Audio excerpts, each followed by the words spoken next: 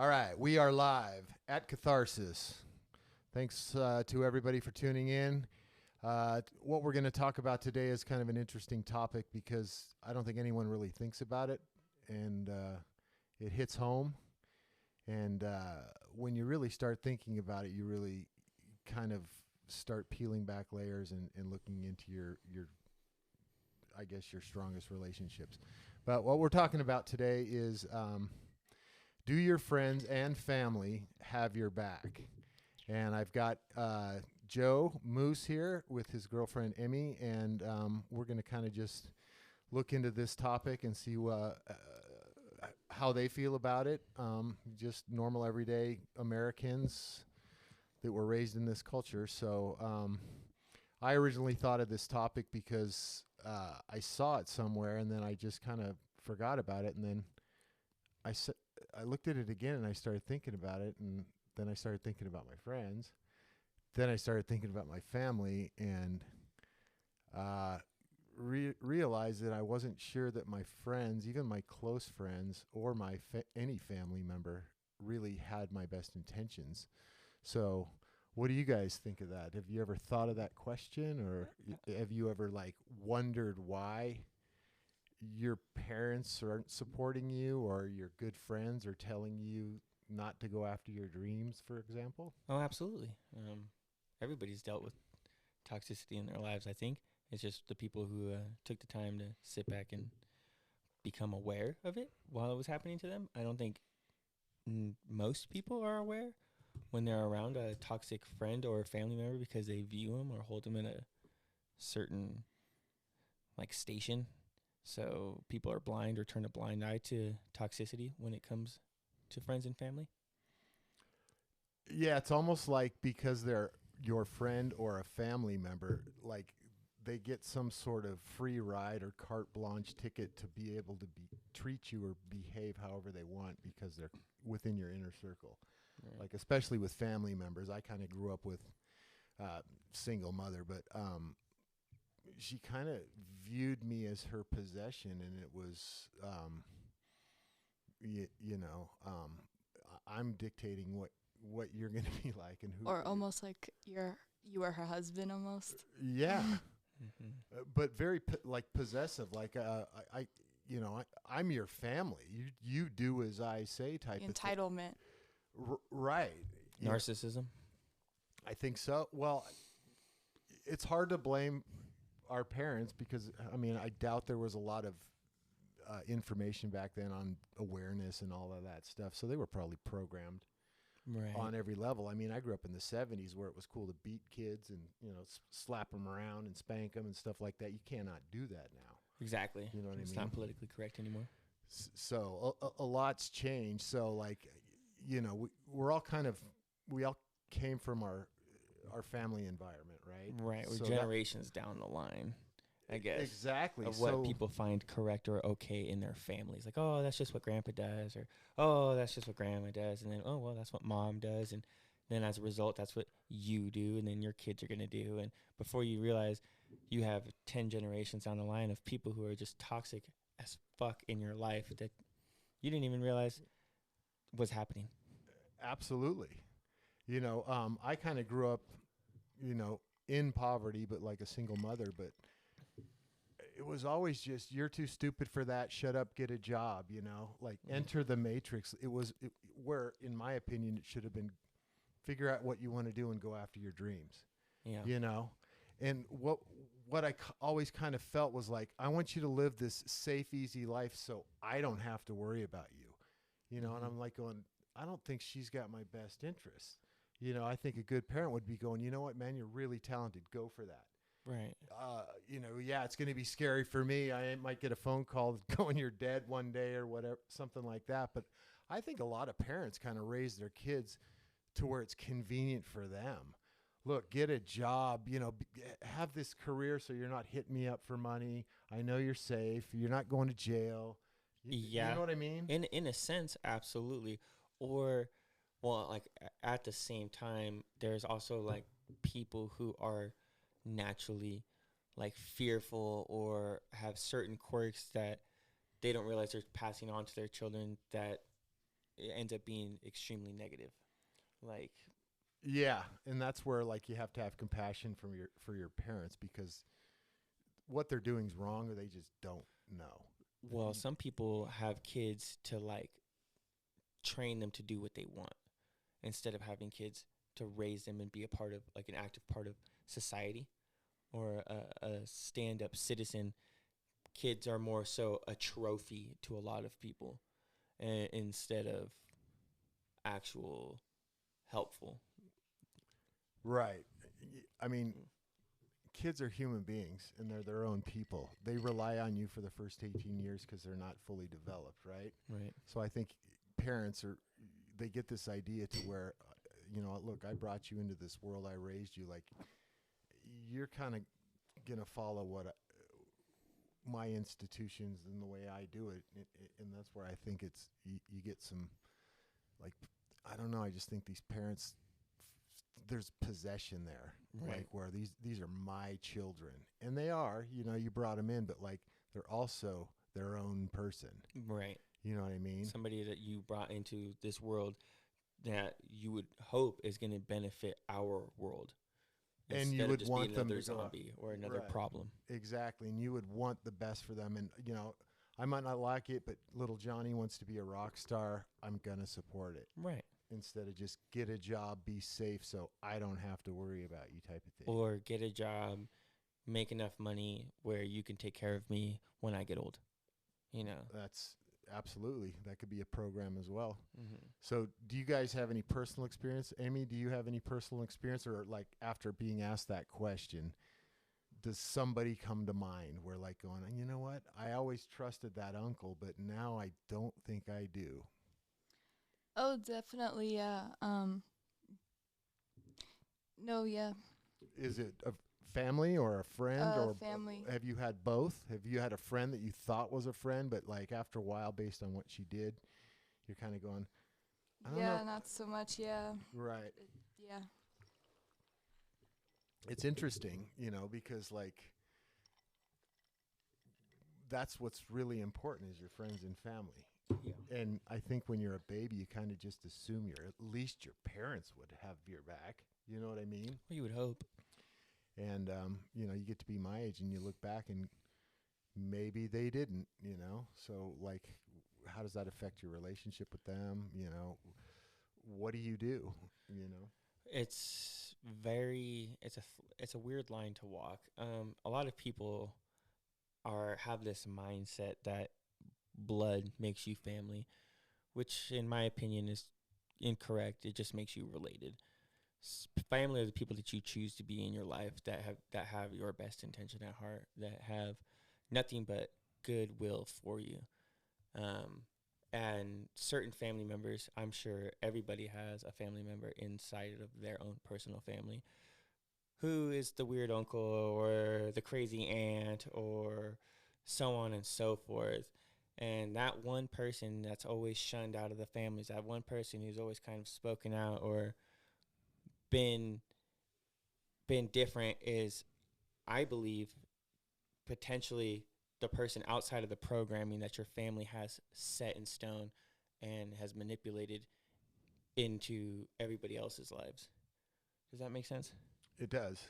So is there somebody then from your family, or has there been myself. a friend You know? that like, yeah, but like you just went, wait a minute, my own mother, my own father, I don't think they have my best intentions, and that's what I mean by having your back. Yeah. Like, do you have a specific example? Because I have a couple, but when I start looking back at all of my friends who I thought were friends, I mean, and I was partly to blame for that too. Weren't really like by definition a friend. And Mhm. that's another thing we can talk about is what would define like a true friend.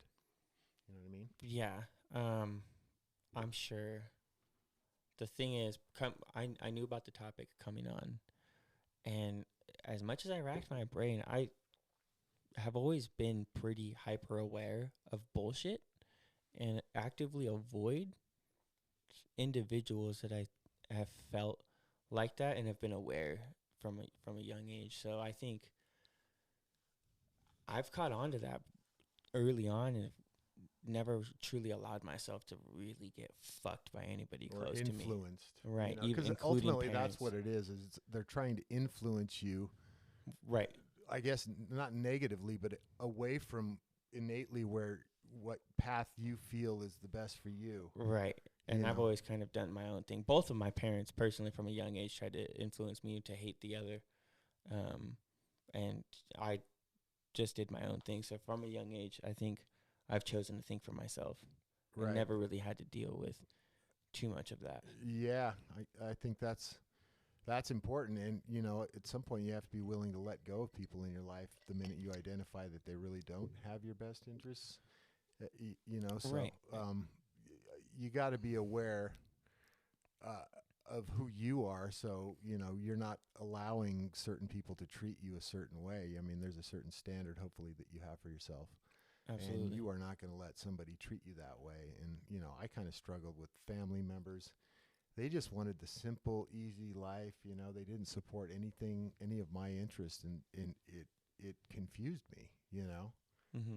and it was a battle. And I was always turned into the bad guy that was fucked up, or something was wrong with me. Why can't he just do what we do in the Matrix, And Mm-hmm. it's because I didn't want to be a slave. I had a skill set for this, and it was surfing.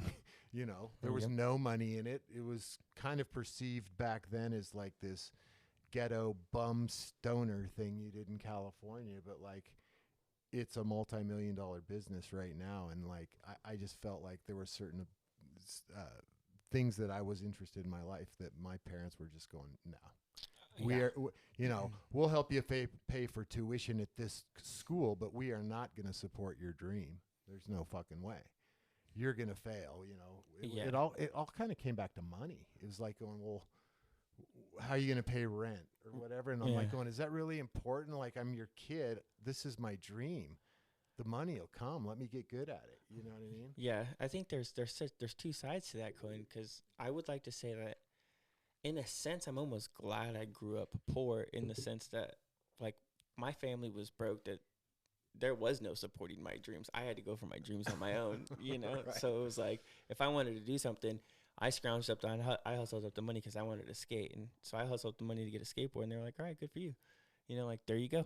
Do whatever you want. But like, imagine what would have happened if like they got involved in your life and like took you to comps when you were 6 or 7. That'd be crazy, but I You know can't what I mean? imagine that, because I didn't grow up on the other end of that. Right. But see, I could imagine growing up on the other end of that, being a rich kid who has the money, but the parents don't give a shit because they're too busy doing this or making that money. So I'm almost, but my parents weren't as present, neither being broke and poor. So who knows, really? Yeah.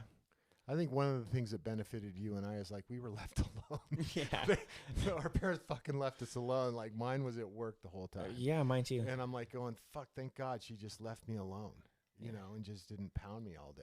Yep. You know what I mean? So I did have that freedom to kind of go do some cheeky shit during summer vacation or whatever. Right. Well, I was young enough that I was raising my parents while they raised me. I grew up with my parents. Right. So you probably learned from a young age that it was you. I mean, there's Right. not a whole lot you could, in terms of guidance or role model, take from either parent. Right. Exactly. And that's awareness. I mean, if you can do that at a young age. I mean, for me, I always kind of was like, okay, this is my mom. Like, shouldn't she be on the same team as me? Mm-hmm. And I always kind of felt she wasn't. Right. Like, it goes back to like control. It's like, if he becomes successful, he's going to bail. My son is going to leave, and he's going to make a lot of money, and he's going to have this life, and it's not going to include me. Right. You know what I mean? So it was almost like a like she kind of just wanted me to fail. Needed a certain sense of control over your You accomplishments. yeah, when people are weak like that, you got more control over them. So like, if I was struggling here and in a career I hated, Mm-hmm. she owns me. You know what I mean? Well, so the thing is, I think what people define struggling is like struggling financially, but you can be wealthy and not be financially wealthy. No, abundance does not involve money. Right. So you can not have all the money in the world and not be controllable by anybody because you are emotionally healthy or wealthy. Yeah. Just as a side note there. Like you can be like I feel what I have with my kids, my family, what I have now is I'm rich. Right, I feel Like the same way. I compare myself to like most of my friends own nice houses and they did the whole thing. They got the dough, but I look at them every time I see them and I'm going, I'm richer than you. Well, that's how I feel. You know, what I mean? I feel wealthy with the friends that I have chosen to this day, and with the significant other that I've chosen with. I feel abundantly wealthy in my like personal life right now.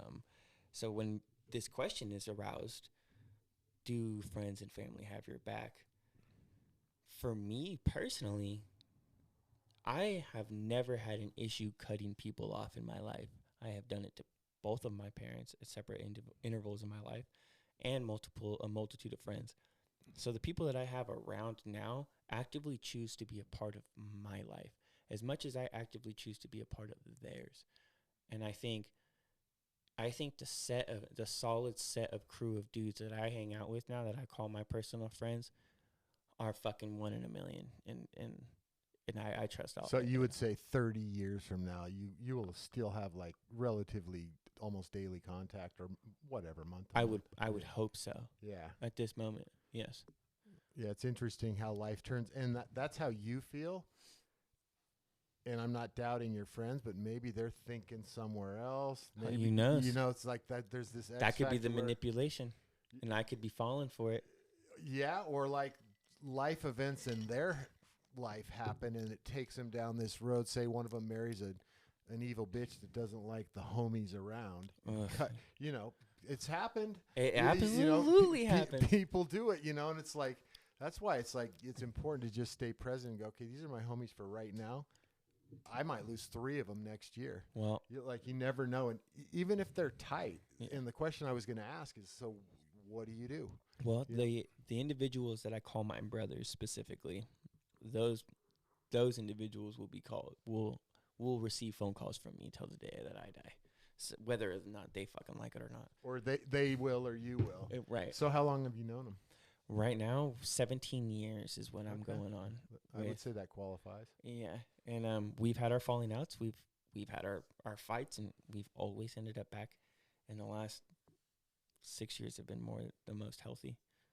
You know, Yeah, those little squabbles and stuff kind of need to happen. You don't Right. think so? They suck at the time, but but it's like makes you closer. that's what kind of like is the glue that kind of bonds these things, and that's another question is can you really have a trustworthy friend within a year or two, like, or does it take that long? Does it take those episodes to see the character, the true character? How I many think- times have you moved and you call everyone and nobody wants to come over and help you move? Yeah, dude. I say that's a true friend will come and help you move. Yeah, that's me. I'm the guy with the truck. You know, So it does kind of say something. It Or does. like if you're in the pokey, and you have one phone call. dude, I was in the You know what I pokey, mean? and the hardest pill I had to swallow was nobody was there. Not a single one. So of these, you even the had guys no that I one was to just call. talking about my brothers. And the shitty part is we were right in the thick of a falling out when I was fucking up. So You had nobody to call. nobody to call. Was I there went one to the pokey all by myself. So when you got a call, there wasn't one person that came to mind, and then you just went, "Oh, fuck, can't call him." Not a single person. No. So you just said no phone call. The only person I was able to call was my mom. And Okay, so you called somebody. yeah, and she Yeah. was so used to me being in and out that when she answered the phone, it was just, what is it this time? Right. You know. Which city? Oh yeah. Right. What are you doing? I was like, oh well, it is what it is. Right. That's interesting. So, it's very interesting, and I think this is a newfound thing. I've been out of the pokey many years now, so during that time we've reconnected and settled all those differences, and I think the glue now is thicker than it was before. With your friends. Right. Yeah, that's why I'm saying, like, I think it takes a while to see the true character of anybody. And Yeah. and unfortunately, it has to be a gnarly situation. Well, You know what I mean? I do know what you mean. There's 2 sides to that. One of the sides would be, as you age, as you get older, the more aware you become, the less you decide to surround yourself with ignorant people or unconscious people, so you can actually obtain those friendships quicker through a mutual understanding, does a mutual maturity. Right. And I think if you guys, like, if say you have a friend you meet in your teens or 20s, if you can weather the storm till you're 45 and you're kind of more together as a human being, you're more relaxed, that's when the friendship really starts to take off, because you've gotten all this other shit out of the way. You know what I mean? The 20s and 30s stuff, the drugs, alcohol, the girls, whatever it is. The divorces. Yeah, every guy anyway is just a train wreck in their 20s. You know, you just, that's how you learn, and women too. But like, that's the whole point. That's how you learn. So I guess the idea is, by the time you're 45, at least you're worthy of being a good friend, and so's that guy. Right. And like, that friendship in the 20s actually is, now it's sweet, because all this stuff is gone. You know what I mean? Absolutely. It just it takes time. It takes time, and the sad thing is not a lot of people have taken the time to sit down and set roots with a specific group of friends, or with a specific group of people that they decided to call their own, and end up living this life of misery and solitude, which sometimes isn't really too terrible. I personally, for one, enjoy an abundance of solitude. That's when you grow. Yeah, you can't grow when there's people around. Exactly. It doesn't work that way. I love my me time, but that just boils down to the point I was making earlier of just cutting people out and never being afraid to do that. And luckily, at the age I am, whittling through them has been a nonstop fucking journey of mine for the last few years, that I've dialed it down to a pretty good set of dudes. So when you fuckers listen to this, you better be happy, all right? Absolutely. Yeah. I think, like, once you identify somebody doesn't have your best interest, especially somebody in your inner circle like that, it kind of forces your hand to where it's like, okay, I kind of have to get rid of you. And the older you get, you start to really care more for yourself, and you're just not going to give your time out. You're not going to be around people that really, really don't care, So I talk about this a lot with my wife, but like, everyone has a fucked up family member or whatever, but, we're so used to labels in this culture. I always just say, look, if you took the label of mom or sister or my best friend, if you took that label off and stepped back, would you even like that person?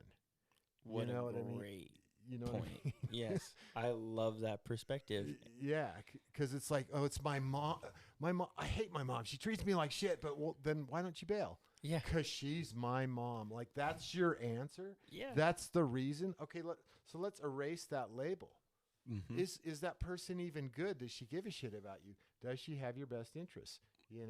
So that's a labeling thing that I think everyone's kind of programmed into. Is, oh fuck, I can't get rid of my dad. It's my dad. Well, you never know. It's hard to wonder what the interest would be, though, because not everybody, but a lot of people struggle with that, and it's like, are they just unconscious? Is it as simple as that? I think it goes, in my opinion, it goes down to self-worth. Like, if you really love yourself, you will not let anybody treat you anything other than love and respect. Absolutely. You know what I mean? The more I practice what I'm doing, whatever, it's like, you don't let anything slip by each day. You don't let any negative thought. Zero tolerance. The cashier at the supermarket, if she flicks you an attitude, I'm not saying engage and beat her ass, but like, be aware of it. You know what I mean? And don't let anything slip. And you develop this divine, true love for yourself, where there's humility and humbleness. It's not based on arrogance and ego, to where you're just going, I'm my own king and I love everybody, but hell no. You know what? Uncle Tom's not going to treat me like that. That's a beautiful statement you made there, because I have a wonderful example of that Let's hear it. scenario. Half an hour or about an hour ago, we were at the mall, and I was had a guy who makes my custom hats for my company, and I asked him if he could pull up my logo, and the dude had attitude with me, and I just For turned no reason. for no reason. Yeah. I turned to Emmy and said, "Fuck this, let's go," and walked off. On principle, you're not getting my money. Yep. I do that all the time. Yeah. I'm not going to just give you my money and allow you to treat me like that. No, I don't care. You that make $12 an hour, by the way, homie. Yeah. Huh. You know what I mean? You're I not make gonna talk to me like that. Right. I make 3 times what you make, and you're gonna. It's not my fault. You hate your job. Yeah. So stop projecting your misery onto me, bitch. Mm-hmm. You know what I mean? And once you, And I'll take that 20 back, by the way. yeah. And it's so down. easy. It's so easy. Just nope. And turn around and walk away. It's easy for me too, and like the people that I'm with, Mhm. they're just going, "Holy shit! I Yeah. can't believe you just did that." And I'm like, I had no choice. Oh yeah. There's one option: is I'm not paying for this. I'm not on principle. I'm not gonna let that guy do that to me and then kick him down cash and Oh. pay him for it. Well, I'm a you victim of this Are you to kidding me? myself. I let that lady tattoo my hand, remember?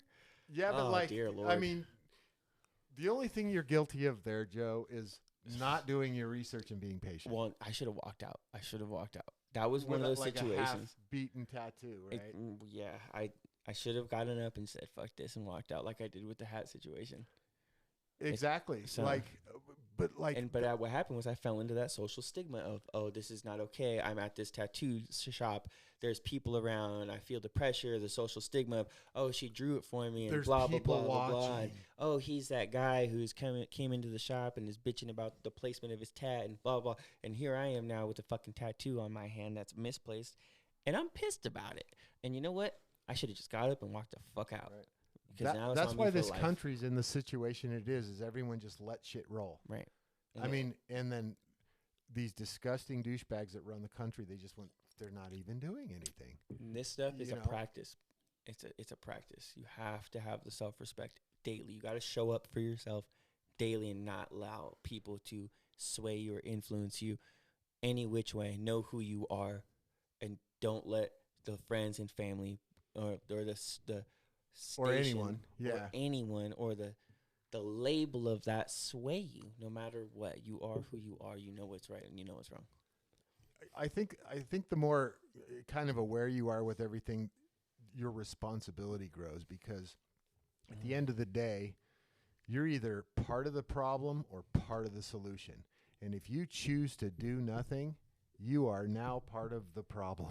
Mm-hmm. You know, so there's this responsibility going, and that's why I'm here right now. I mean, I'm like going, I can't really bitch unless I'm doing something. You know what I mean? So, okay, I'm the guy that's going to say something to the hat maker, you know, and you know, I'm going to vote for with my feet, but like, I don't care if I go to a restaurant or anything like that. And I'll go to a restaurant. If I get good service from a waitress, I'll tip like 30%, you know, but I will also drop a nickel. If you get good service. Yeah. I mean, if Okay. the waitress is on the phone all the time and my fries are cold, you get a nickel. Right. You know, don't kill the messenger. Don't hate me, but like, you're a piece of shit and you totally disrespected my dining experience. Mm-hmm. So here's your fucking nickel. You earned that. But like a waitress that's busting her ass, asking questions, make sure I'm cool, you get 35. Fills your cup 3 times throughout your You know? meal and make sure your And glass that goes is full. back to the Pablo argument. Mhm. It's like going, that's Absolutely. how you approach work. You make more money, you fucking idiot. Right. You know, Well, there's so get many things. yourself out of the way. Yeah, we're not going to go down that road, but That's you know. another route for sure. and I don't know. It's just interesting, and it's like I never thought I'd be where I'm at when I'm 55 years old, talking about these things. But like, I actually care, so there's a responsibility, and you'll see, Joe. Like the more you start really understanding the information and what consciousness is and your role, Mm-hmm. it's a big role And that well- nobody's willing to take. So it's like it's like fuck. Now I gotta.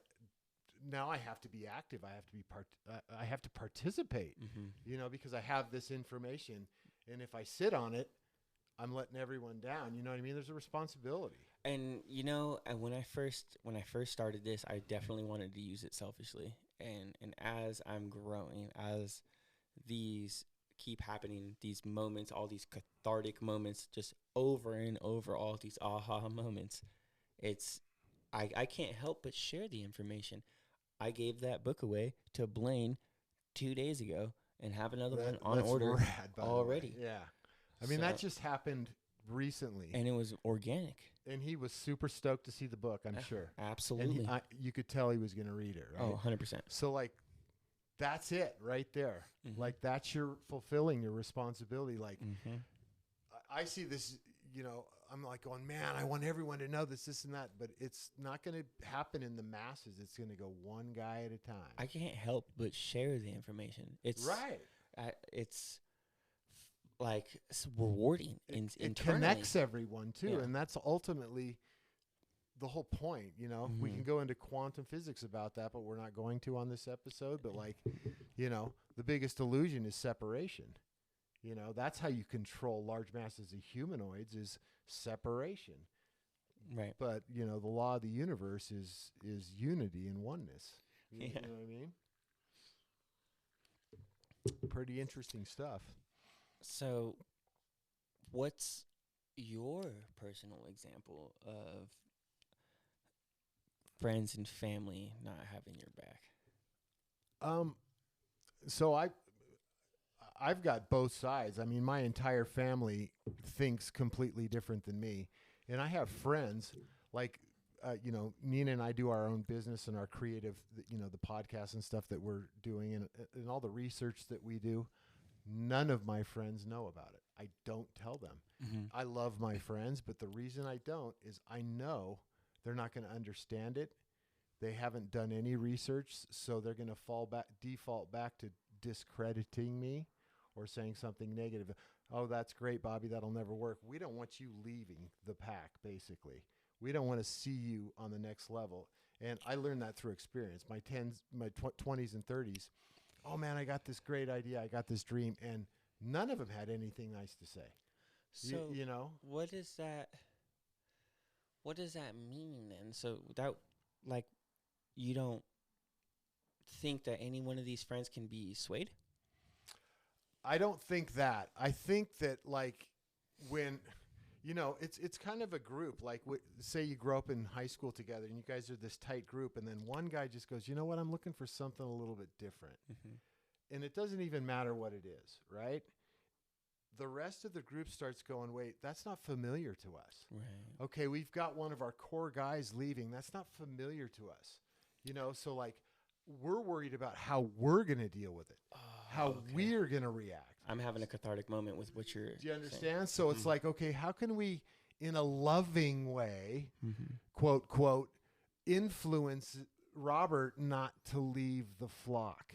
Because we're not going to be able to understand it on a familiar day-to-day basis. And there's the chance that, oh, shit, Robert's going after his dream. It causes all those guys to look within and go, we don't have the balls to go after our dreams. We're happy staying in this town with the, so And that's the program. And it forces them to look inward and check themselves and go, why am I not doing Well, that? nobody likes to do that because it's a scary place. Courage. Again, it goes back to, like, going after your dreams. And I mean, it takes cojones for all that shit.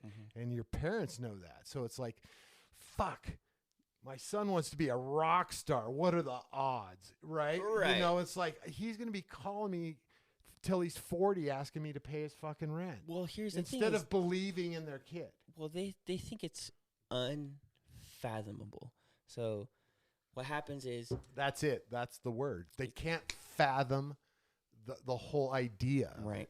Exactly. So instead of it being a malicious or malintent, it's just unfathomable to them, which in its sense, which is almost more toxic in a sense. Well, it's survival because it keeps their life predictable.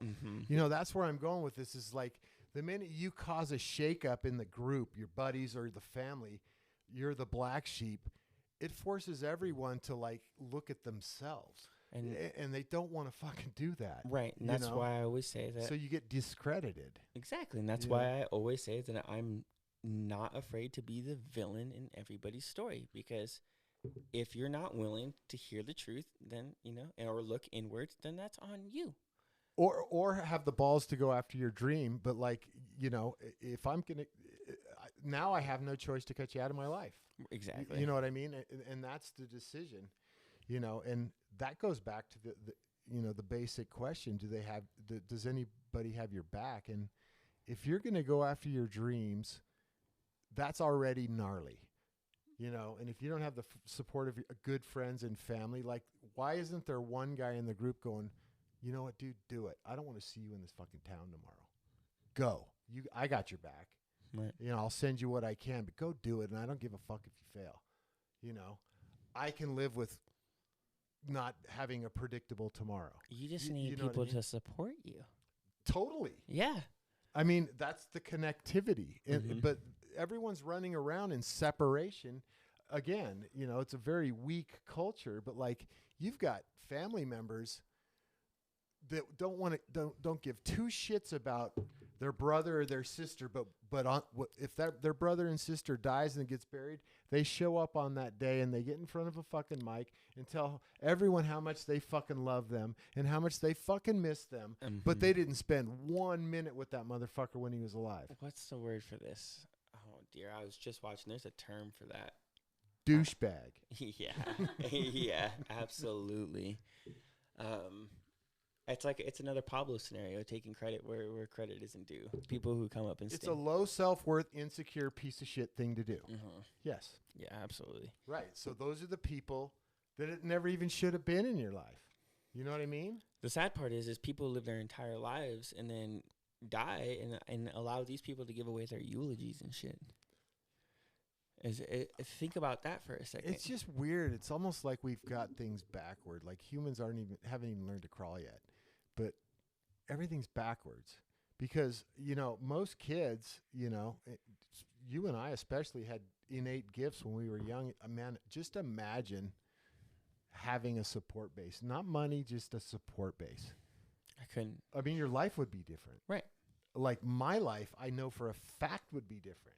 You know what I mean? And for me, and then there's the fallout going, okay, fuck. There goes that whole thing, and that was going to be my whole life. What now? You know what I mean? Absolutely. And when you ask yourself the question, what now? Then you have to dive inside of yourself and remind yourself of what you're truly capable of. Because social stigma and parent grooming and government policies and everything that, like, over the last generation that has been thumped into our freaking brains, indoctrinated in all of that bullshit, you have to remind yourself of that it's all BS and that you're capable of anything, and then show up for yourself every single day. So when you ask yourself what now, you have to remind yourself it doesn't matter what now, because whatever can happen has already happened, and you already obtain it and can already obtain it. Yeah, what I like about what you're saying is personal responsibility, because like what I'm talking about is having support from friends and family and, helping you through life. What Joe's saying is like, fuck it, at some point it's you. Yeah. And it'd be great to have mom and dad on board or your friends actually supporting your dream, whether they're jealous or not or whatever. But ultimately, you got to just realize that nobody's going to save you, and it's you. It's one person at a time. And and maybe that'll change your relationship with your family member or your best friend or whatever. But like, that's a very good perspective, because I didn't see it from that way, because I came from a different way. But like, I'm just thinking, like, if I was by the time I was like 14 or 15, if I had that mindset, just going, look, my parents don't give a shit. Like I kind of assumed they did, and I'm like going, my mom doesn't give a shit about how good I am at this. Right. So like, I need to pull the trigger and cut her and go fucking do it. No excuses. Right. But I held out on this, well, that's my mom.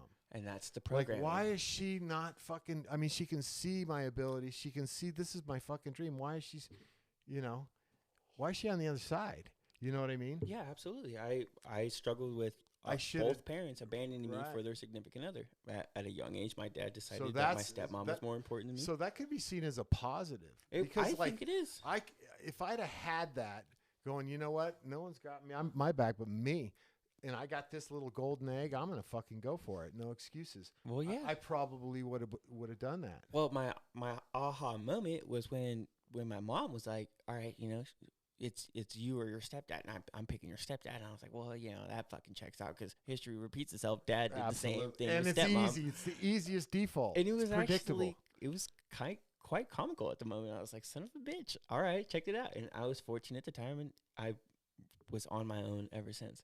And from that point forwards, it was always what am I gonna do next? And fuck what anybody else thinks God, or says. you had a head start. Like I always kind of, it's always been interesting to me because, like, you go to high school and you look at the rich kid or the jock or the popular kid, like they don't really have an identity. I've learned to develop. I hated them in high school, Right. but like I've learned to have compassion for them because they're fucked. Like it's like they're never gonna have an identity. Not to make a sweeping statement, some do, some get out of it, but like everything's based on like whatever the family reputation, the family money, or whatever. But like they'll never really know if someone really cares about them. Wow. Like especially like a boyfriend or a girlfriend. It's like because there's you've got $1 million in the bank. Right. Do you even do you really like me? Silver spoon people will never know. I don't think so. Like I just don't think there's a possibility. So what what do you? that does is Let's hear from breed. the female. Like, Yeah. you grew up with some rich kids. What was your relationship in high school with those types of people, like the cheerleader, the popular? I was always a social outcast and by myself, so I never really got along with those people. But I Of course definitely not. can agree because those are the people that when they're out of high school usually have nothing or no one because they relied on the popularity and everything. Yeah, in there high was school. there was no substance underneath Yeah. them. Like probably your peer group was critical thinkers or creative types. I mean, we didn't have anything. We couldn't go buy an image. We had to be an image. You know what I mean? And that's why I'm saying, like, these kids get out of high school and they don't even have a fucking identity. You know what I mean? And Yeah. you wake up in a good mood every morning, and you should. Your fucking parents are covering all your bills, but like, that's not where you learn anything. You learn the struggles where you learn shit, and you've always just paved your way over that with dough. You know what I mean? Right. And you got all this fucking attention. I mean, high school kills these people because you get all this attention. You're Buffy the cheerleader. You're like, your parents are rich, and you got all this attention, and everyone wanted to be your friend. And then after, we'll say, college, nobody gives a shit who you are. You know what I mean? Well, I think that's a lot of people's aha moment comes late in their 20s. Unless they come from poverty and end up not going to college, and then sometimes it just never comes, which is unfortunate. And that's what you mean by having compassion. I'm still struggling with having the compassion for these people because I was one of these people. I'm going to be honest. It's still hard. Yeah, I bet it's hard. And I was 100% a closed-minded person. I was 100% asleep and very guilty of every single opposite that I've spoken about tonight. And it takes a multitude of those aha moments and a continuous like train of them in your life, and to be like open-minded and to witness them and be aware of them as they're happening to actually make a legitimate change, because these moments happen to everybody. It's just whether or not you're willing to accept it. And I think I was just fortunate on the other end to come to terms with it early on, which some people never do, which is, I guess you can have compassion for that in a sense. Look, you don't have really much of a choice with compassion because we're all kind of connected. And that's the challenge. And I think the people that have a higher purpose in our universe are the ones capable of it, because there's so many people that are so far away, from where they need to be, where we all need to be. It's easy to give up. It's the people that Right. have gone through some pretty heavy shit that are capable of it. You know what I mean? Well, so that's the example that I was leading into was personally, I struggle with homelessness and shit and drug abuse and stuff like that. So when I see other people who struggle with similar things and can't get their shit together, I struggle having compassion for them, being as somebody who's gotten my shit together, which you would think I would have compassion for those people. Right. But what if you just gave them the tools? Like, just from talking to you before, like, you do the right thing. You see life as a game, and you figure out the game, and you play to win the game. Right. Some people don't have that, Joe. You know what I mean? So maybe give them the blueprint or give them the tools rather than just going, "What the fuck's wrong with you, idiot? Here's how you do it." Like they come from a whole different, perspective. I guess that's ignorance on my end. Well, and everyone's got a different story too. Some of them don't care enough about themselves, Right. or they're just latent criminals. You just never know. Or don't know how to care for themselves. Exactly. So if you have the ability or you have the knowledge of that, you pass that on to them, whether they receive it or not. I think you can develop compassion from that. So, you know what I mean? Yeah, I definitely think you can develop compassion for that. I mean, you did everything you could. Right. Right? Instead of just, let's write this guy off, his head's up his ass, Mm-hmm. And he'll never get off the streets. So do you have I have multitude of specific friends that I think I've looked at and can know they'll never make it off the streets. They'll never figure it out. You know that. You just know that, though, right? Knowing that and even trying to give them What tools. makes you say that, though? Just their behavior, their attitude? Personal experience. Your personal experience, but like you can see them and just go, there's no way they're doing everything wrong. Right. Well, they're doing what they shouldn't be doing. Or rejecting help. So it's self-inflicted almost. Almost, but unconsciously. So that's low self-worth. Right, low self-worth. And that's victim. Victim mentality is what it boils down to, and right. which then solidifies the thought in your head that they'll never change. They set the narrative that they're the victim their entire life. I've had very close friends that I grew up with that we were drug addicts at the same time, went to jail, got clean, went to rehab at the same time, got out of rehab, and they chose the other route. I chose another route. And these are the people that I do not feel sorry for. God, that's interesting, because it sounds like it's just such a fine line. And I would be on your side. I would just be going, I ain't doing this my whole life. Fuck no. Right.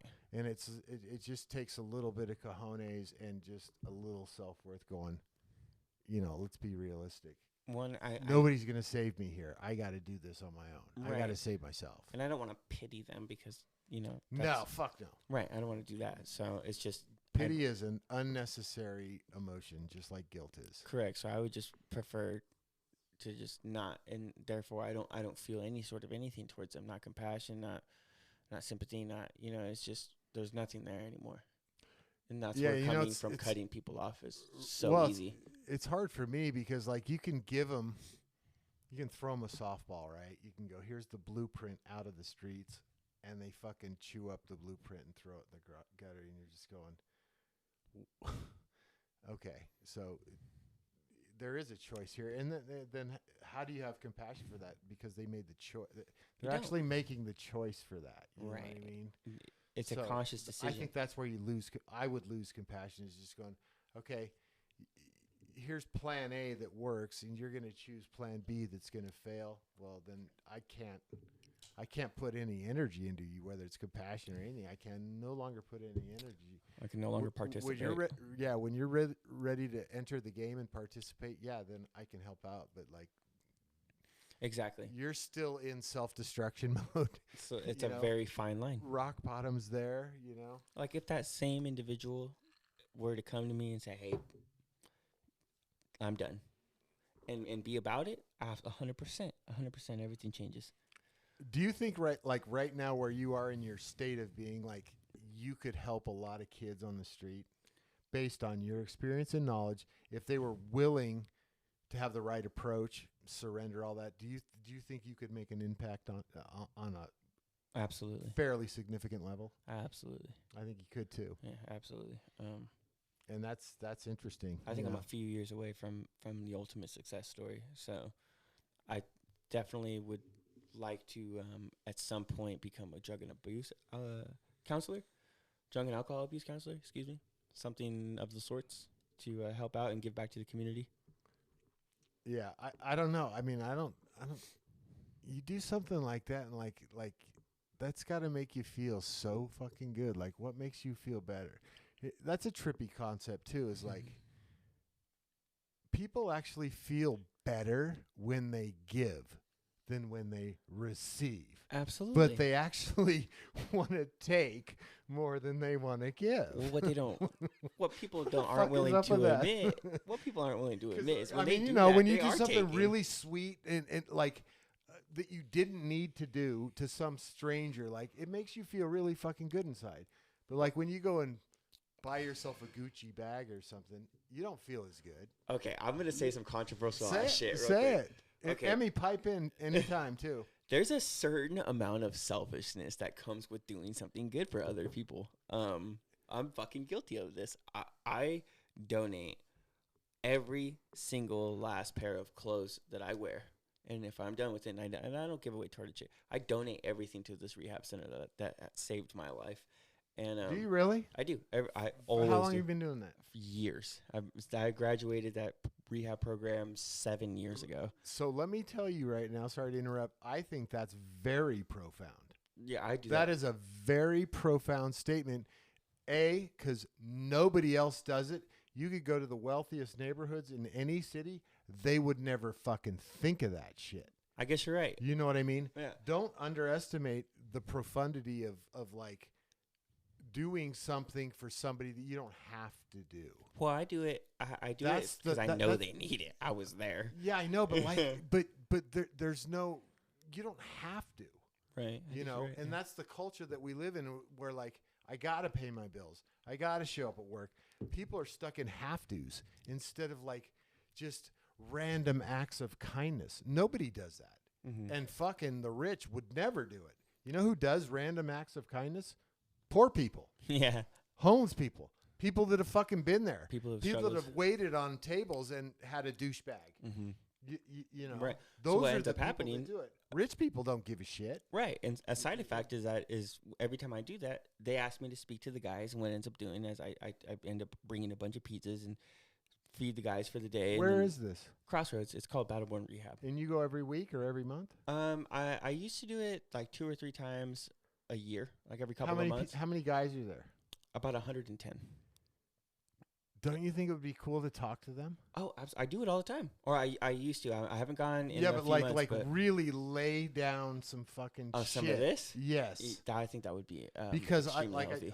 asked Nina, I always wanted to talk in front. I'll go to Pelican Bay or something. I could I probably want to arrange talk something. in front of prisoners, just to see. Like that's the toughest crowd, Joe. You know what I mean? Well, Other than the super rich, the super rich is the toughest crowd because they think you're a fucking why rock the boat, dude? right. But like those guys, you know, if you can get through to 1, 2, 3, 4, 5 of those guys, Mm-hmm. it's a success. But there's the point of all that. There is definitely like I think a we selfishness. Should try that, Yeah, I think so too. I think there's a selfishness inside of that though, because it makes me feel so good inside to do that. But it's like there's no malintent, of course. Self-love, caring for yourself in the male world was always seen as pussy. Right. That is not selfish. That is super fucking healthy because you can't help other people until you help yourself. Right. You have to like have that. You can't love another person if you don't love yourself. That's how I know like people that I know. I'm like, oh, you don't love that motherfucker because you hate you. You hate you. Mhm. You know, it's not possible. You Right. know what I mean? And I just think like, God, everyone says that it's selfish to take 3 hours of your day out to meditate, stretch, eat good, read something. Damn, and that's be the fucking programming, isn't mindful. it? But like You can't give if your cup is empty. 100%. Yeah. That's it. That's exactly it. Like if you're not clicking on all cylinders as a parent, how the fuck are you going to help your kids? And how You the know? fuck are you going to be a good friend to your friends, to your allies, Exactly. to It the people you call permeates your coworkers. It permeates your family for sure. close. Mm-hmm. You know what I mean? And it's like, you know, we always talk about that analogy where, like, okay, if a plane's crashing and the oxygen masks come down, who gets the mask first? And it's the parent, Right. because or you the kid. can't help the kid unless you got oxygen. Exactly. Who's gonna if you pass out and crash? How are you gonna help that can't help kid the into the kid. life raft? You know what I mean? Exactly. You can't help others until you can help yourself. Right. And a lot of people don't understand that, and and it's a shame to watch the givers give so much until they have nothing to give. I think the struggle is there's people, whether they have an initiation, they hit rock bottom, whatever, are willing to surrender and go within. And then there's a lot of people that are just don't have the courage or the will, or they've already set up this program of excuses in this victim triangle or whatever it is. But like, I think ultimately that's where it is. And like, in order to be, we talk about this, like, to be an alchemist, this is my opinion. In order to be an alchemist, I think you got to purposely go to the lowest possible depths and rebuild it, whether it's drug addiction, pokey time, Damn, I agree. divorce and all that stuff, because like, I didn't really need to do that, but I chose to do that because in order to sit where I'm sitting now and talk to you guys, I had to be there. Like, I can't be a drug counselor if I never took a drug. Right. Like, how is my client going to have any credibility with me? Absolutely. And I stand by this statement 100%. And the thing is, I took this role so seriously in my life. I was raised a single child, but have 3 younger brothers and an older sister. And when I was really young, I made the decision that I was the bad example in my family, and do not do what Joey does. So you came up with that, or you I were came kind of up- like, so your parents had nothing to do with like denoting you that? Well, what that happened was distinctive title. I heard that from another person, and I was like, son of a bitch, I'm already fulfilling that role. So that was a self-chosen thing. So I was like, you know what? Fuck it. I'm that I'm kid. going to play that role. I was like, I'm the guy who speaks out. I'm the guy who calls everybody out on their bullshit. I'm the person that hurts the feelings because nobody wants to say what needs to be said, and everybody's thinking it. So I chose, fuck it. I'm that guy. And you know what? It turned me into the black sheep of the family for many, many, many, many years, which put a bad taste in my mouth with family. Hence why I say blood only makes you related. Family's people chosen.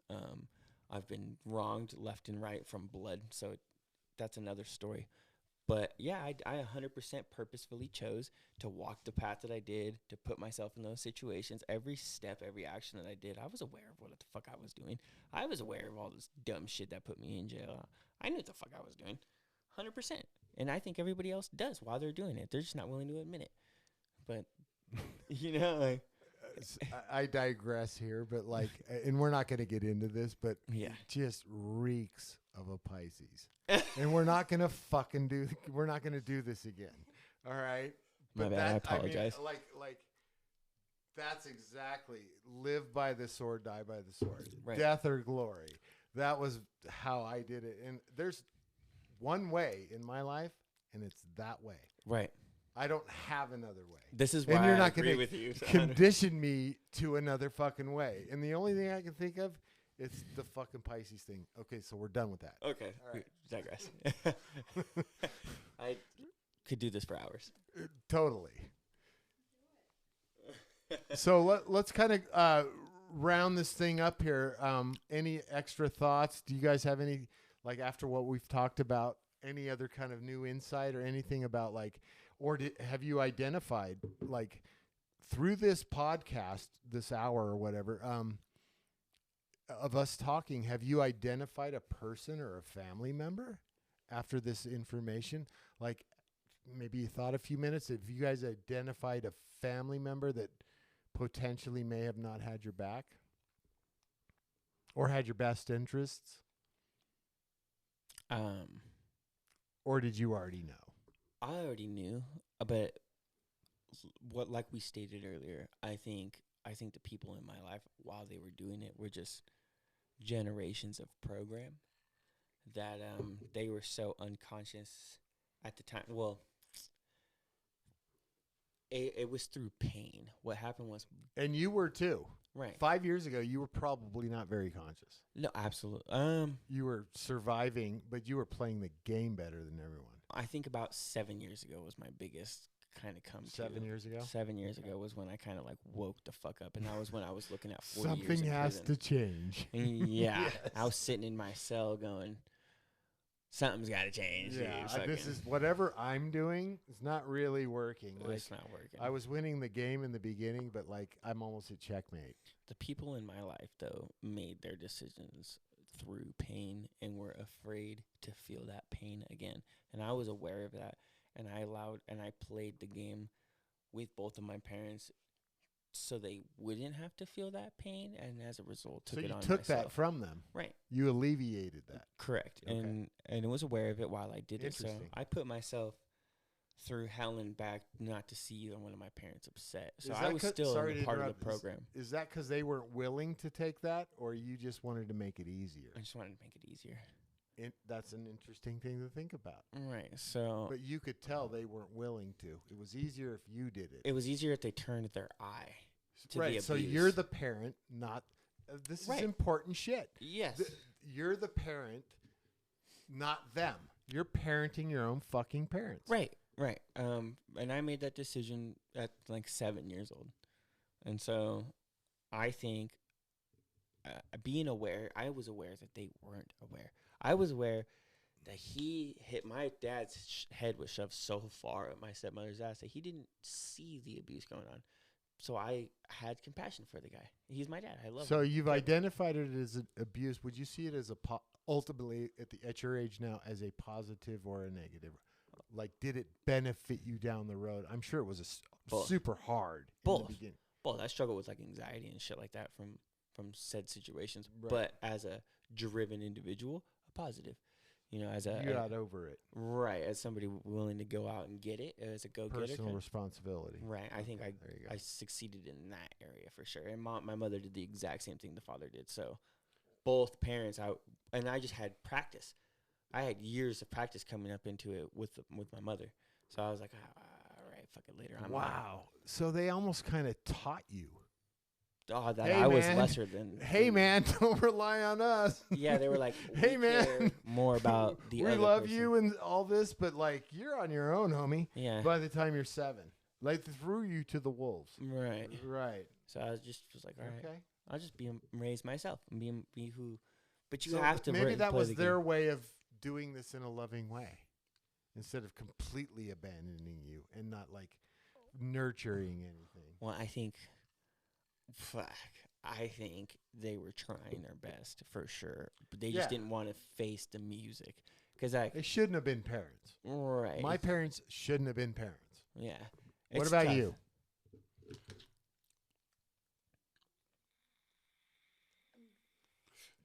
Yeah, I don't know, but like based on like one thing I've seen, like whatever, I'm from the 70s, is people that are welcoming new babies or starting a family, they don't learn, teach, practice anything on how to be a parent. Right. You know what I mean? Well, there's no I handbook actually- on it. They always say that. It's Yeah, this but big like thing. I actually took the time to do it, and it wasn't a handbook on parenting. It was a handbook on who the fuck I am and what am I doing. right. Because I'm ultimately the influence of this new life form. Mm-hmm. You know what I mean? So it wasn't about parenting. It's about you got to get your shit together, and this is why you're fucked up, Mm-hmm. or you're gonna dump all this shit on your kid. Right, and that was something I was like explaining earlier was how people have kids to like as like a trophy thing and don't actually like raise these kids with core values. I think it's important when you do have kids to instill like the most important values, the most important shit that they're gonna need to learn in life. Do you think there's a laziness with parents now? because turn that the takes- TV on and that say takes- later? Research, knowledge, application. Mm-hmm. That takes consistently. Yeah, So it's a hard thing to do. you're bringing a kid into this world and you're not putting that time in, and you're putting him in front of a television. Mm-hmm. And then when he's 15 or he or she is 15, you scream at that fucking kid because they're not behaving properly. Right. When you engineered it. This is a part of the system. This is the indoctrinating. I just think it's funny to notice that. You know what I mean? Absolutely. Laziness of parenting. Here, Johnny, here's an iPad. Instead of you taking the time to go, this is what's required as a parent, as a nurturing parent. You know what I mean? Mm-hmm. Yeah, absolutely. I think many parents weren't ready to be parents. A lot of people have kids just to have kids. I think the parents that plan births aren't even fit to be parents either. Well, they're all they're doing is fulfilling this image. You know, we got to have a boy and a girl, and we got to have a mortgage and all this other stuff. But like, you didn't understand who you were to bring this person in, and you need to understand all of that. Like, if you want to do it on a healthy level, otherwise absolutely. the kid becomes a possession. Well, So instead of a person. It's interesting. Now we're coming back to the full circle of, do your friends and family have your back? Mm-hmm. Because how can they? Right. When you How fucking can they when they didn't learn to be a parent? Mm-hmm. So they ended up turning themselves into a manager. How do I manage this fucking rat? Mm-hmm. You know what I mean? Yeah. To benefit me, because I'm lazy. I want to be in front of a TV to get out of my fucking face and to get a job. Don't call me when you're 30 years old. Ask me for rent. You know? Yeah. Don't get hurt. Get health insurance. Stick in the matrix. Be numb. Become a numb, innate fucking object of, a soulless avatar. And because do what it's everybody else is doing. way easier for me because I'm not even here. I'm a fucking force-fed bag of rotting meat sitting on a couch, eating Cheetos, blaming everybody else. Right? Isn't that easier? Absolutely. It's the easiest thing to do. So right. Nobody wants to look into it. And now you're part of the problem. Mm-hmm. Exactly. Anybody have anything else to say tonight? I think that's it. We pretty can much stop covers now. it. We can go on forever, but like if I thought that was really cool. If there is anybody that has anything else to say, so be it. Forever hold our peace. Forever hold our penis. That's right. And we're gonna go have a cocktail. That's right. All right. Later, bitches. Late.